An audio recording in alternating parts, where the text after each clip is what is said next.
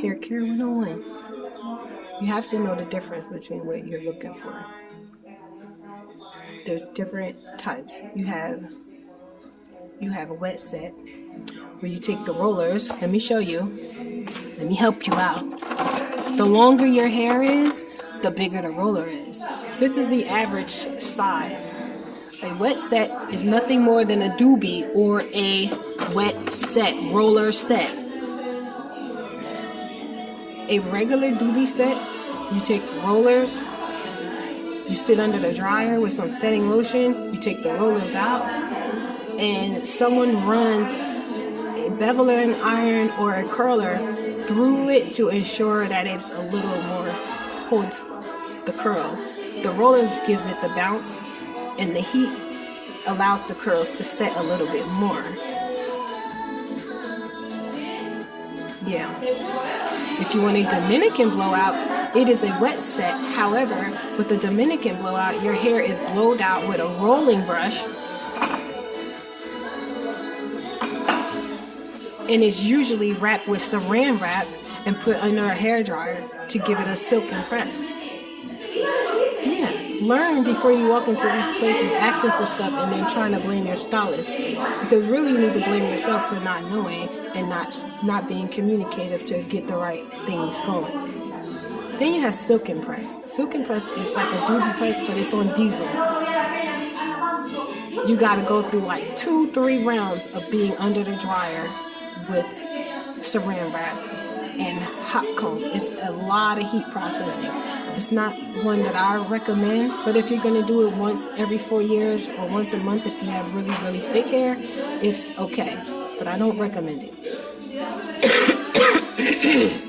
Then you have the blowout. Blowout is very basic in general.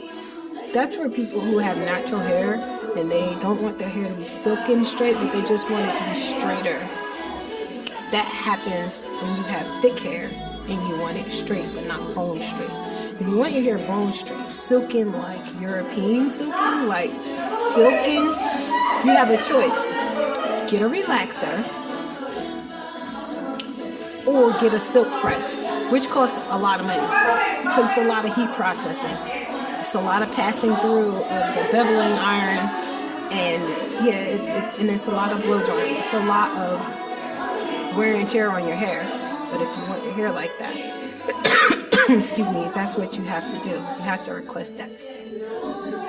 But last but not least, when you're sitting in a stylist, whether it's your personal stylist or your stylist you're passing through it, you have to be honest with them. If they ask you if you like your hair and you really don't feel pressured to say, yeah. No, just be like, I want it more like this or more like that. And then if you have some type of a description or a photo to show it, that will help. But it's usually better to say it ahead of time because every professional has a process. And y'all are watching TikTok, y'all are watching Instagram, y'all watching social media, and I'm going to be honest with you, 80 to 90% of those people are not even licensed professionals. They're just people who have figured out a couple of hair styles, and they're just re-showing you it over and over and over with shortcuts. Things that'll make you bald on your edges, things that'll make your hair shed, things that'll make your hair fall out. But they're just doing it for monetary gain. They're just doing it so that way they can get paid. They're not doing it to really teach you how to do your hair or how to really tend to your hair. And then people go out and they try it and then they get mad like, my hair didn't come out that way.